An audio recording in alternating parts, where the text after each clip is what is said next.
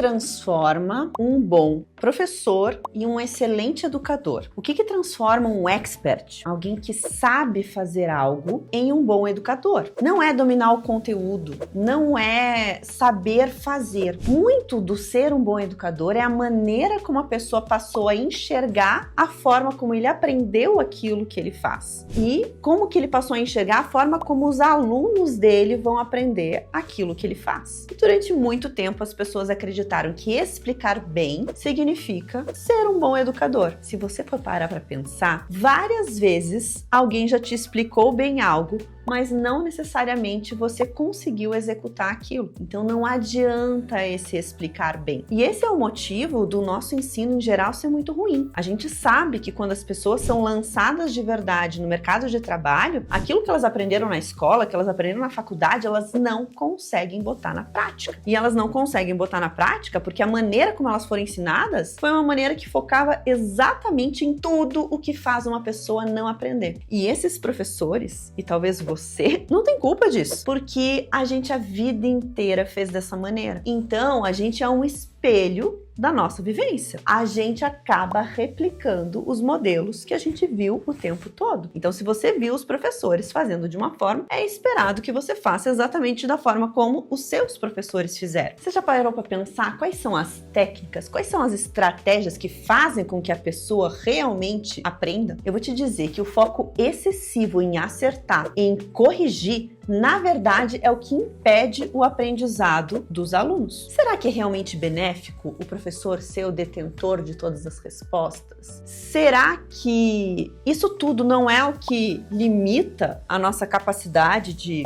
fazer diferente? De conseguir fazer com que os nossos alunos, os nossos mentorados aprendam mais? Vou falar um outro assunto polêmico aqui. E o sistema de notas que nós estamos acostumados? A literatura mais nova em educação está muito no caminho da gente parar de dar nota para as ações. Mas isso é algo muito desafiador. E esse sistema de notas? Será que esses números avaliam mesmo um aluno? Será que dizer que um aluno que tirou 9,8 ele é muito diferente do aluno que tirou 9,9? Será que quando a gente barra um aluno 6 e 9, o que isso significa? O que esse número relaciona com a aprendizagem? Pense em um aluno que passou por média. Ele tirou 5 em aterrissagem, mas tirou 9 em decolagem. 9 e 5, 14 passou por média. Você quer andar nesse voo dessa pessoa? Esse sistema todo que a gente aprende dessa forma, ele não está fazendo com que as pessoas aprendam de verdade. E o que acontece é que quando a gente foca em acertar nessas atividades, fazer disso, a gente não estimula os alunos a aprenderem. A gente estimula os alunos a fazerem para o teste, fazerem para passar. E isso não torna eles pessoas que aprenderam de verdade. Quando a gente começa a descobrir esses segredos, parece que tudo muda. E sim, é desesperador quando a gente descobre, e eu levanto a mão aqui, que muitas vezes a gente ensinou do jeito errado. E não foi algo que intencionalmente nós fizemos, a gente não aprendeu isso. A gente estava repetindo o que a gente viu os nossos professores fazendo. E na nossa cabeça, Aline, mas eu aprendi assim. Por que os meus alunos não aprenderam assim? A questão é que você não aprendeu assim. Você aprendeu na hora que você foi para a prática. Só que a gente desconecta esses momentos. Nada do que você faz hoje, bem feito, você aprendeu somente assistindo uma aula, assistindo um vídeo. Tudo que você faz hoje, bem feito, tudo que você se orgulha de fazer, você aprendeu fazendo. Só que pra gente aprender fazendo, a gente precisa justamente assumir a possibilidade de aprender errando. O que tá errado hoje na maneira como nós fomos ensinados? O que tá errado hoje se a gente fosse falar no sistema em que a educação em geral acontece? Então, o primeiro é o foco no acerto. Se você tá com foco no acerto, você tá com foco no resultado final. E muito da aprendizagem tá no processo, tá no que tá acontecendo. E isso não significa que você vai dar notinhas, avaliações para o que tá acontecendo nesse processo. Esse foco que a pessoa precisa acertar faz com que ela seja menos ousada, com que ela inove menos, com que ela seja menos criativa, que é justamente o que a gente precisa para poder adaptar, para poder resolver os problemas que o mundo tem hoje. Você não precisa de robôs. Você quer uma resposta pronta, você pede lá uma resposta pronta para o Google, para o ChatGPT. Justamente o que torna torna nós, humanos, necessários é essa capacidade que a gente tem de adaptação para aquilo que a gente precisa. E isso não é passível de ser aprendido quando a gente foca somente no acerto. A gente, inclusive, faz as pessoas adoecerem. Eu, como médica, escutei durante muitas vezes, o médico não erra e tal. Isso tudo é um absurdo. Porque sim, a gente comete uma série de pequenos erros, que não quer dizer que isso vai chegar alguma coisa no paciente, mas é a forma como a gente trabalha o tempo todo. Um artista, ele precisa conseguir soltar o traço, e quando ele solta o traço, ele está cometendo pequenos erros, que são justamente esses erros que vão ser recuperados ali dentro do desenho, dentro da ilustração, que vão tornar aquele desenho, aquela arte única. O som que você escuta de um pianista, que você acha que ele está executando tudo ali na perfeição, na verdade, a maneira que ele estruturou, a forma como ele pressiona cada uma das teclas, não é uma forma única. E são nas imperfeições daquilo que a gente no ouvido parece até que está perfeito, é justamente aquilo que traz a melodia para a música. Se eu ensinar uma pessoa a botar o dedo na tecla sempre da mesma forma, eu vou ter um som robótico. E a melodia vem justamente dessa brincadeira que um bom pianista aprende a fazer com o som. Então,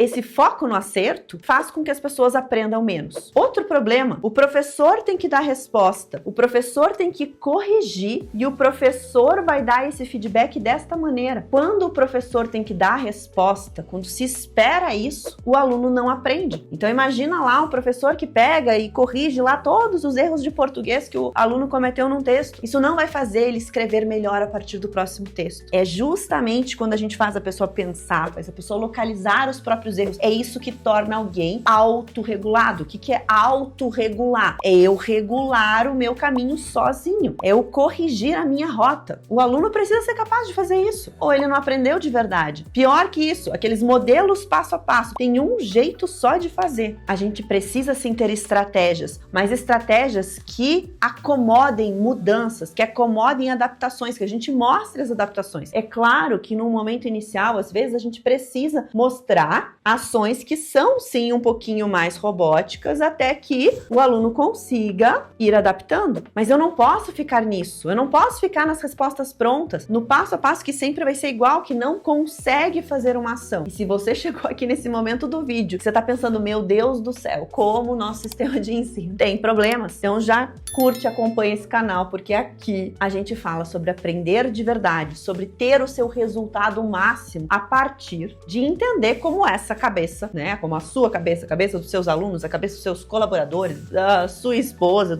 como é que isso funciona e faz com que a gente acabe tendo uma vida melhor, a gente acaba sendo mais bem-sucedido. Mas dois erros que acontecem no nosso sistema de ensino: esse foco na nota. Então lá eu estava pensando o aluno acertar, mas eu vou transformar aquilo numa nota, num valor. E aí a gente acaba trabalhando com estar certo ou não estar certo, ou ter 10, 7,5, 8,5. Esses números todos, tentar transformar questões mais subjetivas em um número, acaba atrapalhando o processo. É possível? Claro que é possível. E eu sei que muitas vezes no sistema a gente precisa fazer isso. E eu ensino informações para os professores como que a gente transforma aquilo que é mais subjetivo em algo que converse com o sistema, que às vezes é necessário, porque o MEC está pedindo, ou porque você precisa transformar aquilo numa nota. Mas o foco da aprendizagem não pode estar na nota. Então eu preciso conseguir levar para o meu aluno: olha, o teu foco não pode ser naquela avaliação que eu vou te dar ali no final. O teu foco é como você vai usar isso para a vida. Porque a gente aprende de verdade quando a gente cria significado. E você só vai criar significado se você conseguir personalizar aquilo, se você conseguir colocar afeto, emoção. E quando o aluno está focando na tarefinha do professor, na atividade do professor, ele não está focando naquilo que vai para a vida dele.